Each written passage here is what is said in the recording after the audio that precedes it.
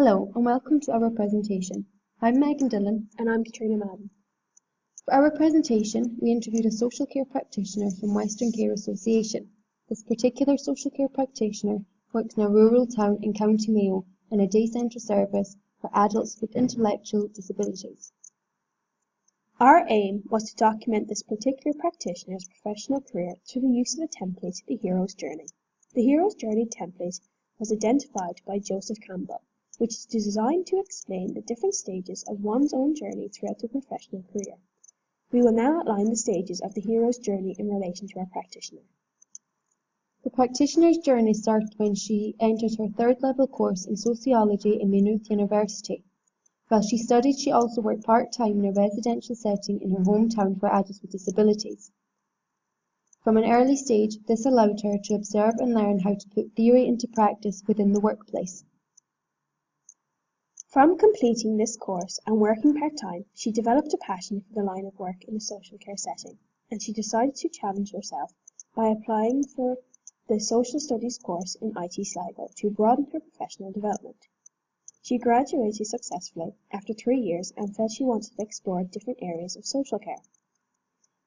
Initially, the practitioner found it hard to find full-time work in the social care area near her home. So in order to continue her professional development, she decided to take up volunteer work in the disability sector while she applied for different jobs in the social care setting.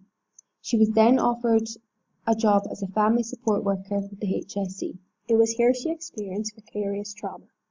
This is when trauma experienced by a service user is then transmitted to a practitioner, which has an effect on their personal life and well-being.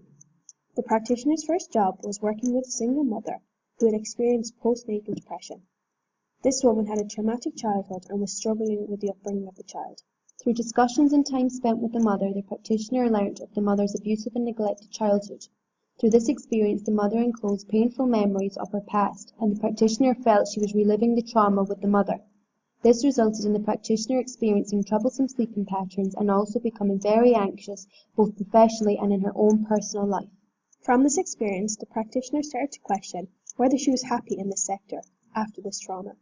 From reflection and facing this challenge, the practitioner felt that she lacked experience to continue working in this area. She then decided that it was time to change roles and move to a different sector within the social care setting, which she knew that she would enjoy. The practitioner was successfully accepted for a job as a social care assistant in a day centre in Western Care Association. Due to the training offered by the organisation, the practitioner was able to further develop professionally.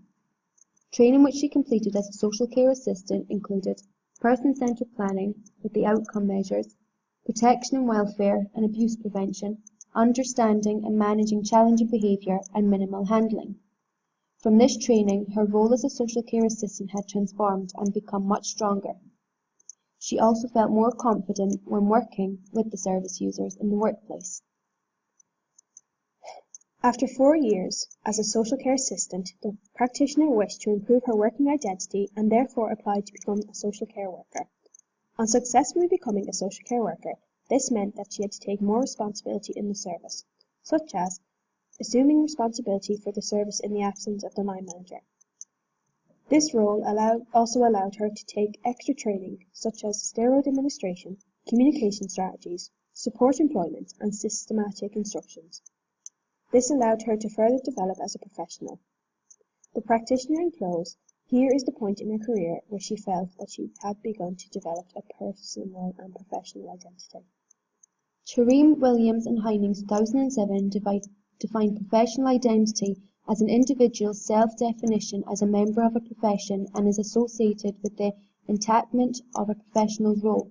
Therefore, this would suggest that this practitioner's professional identity was reached through self-awareness, a range of training, reflection and professional experience.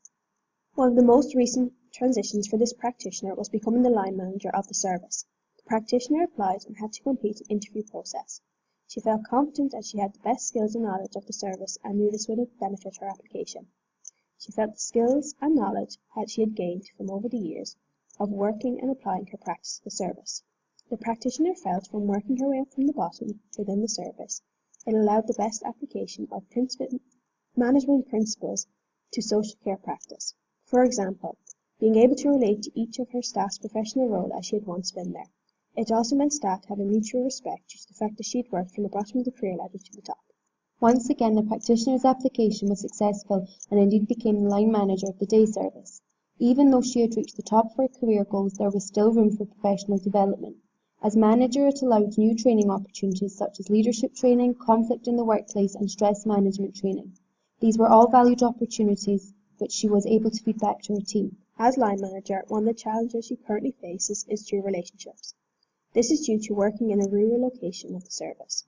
The dual relationship theory suggests that both personal and professional relationships can have blurred lines, which is some think the practitioner finds difficult due to service residing in her hometown rural area. The practitioner expressed that she finds it difficult when she meets service users outside the day service while she is not working, as it is hard to maintain professional boundaries yet remain as a friend to the service user. However, through experience, she has learnt how to overcome this difficulty by always acknowledging the service user, yet remaining professional in the situation if it does occur. The practitioner is currently in her second year of being the line manager. She expressed that taking this job as the line manager is the biggest challenge to date.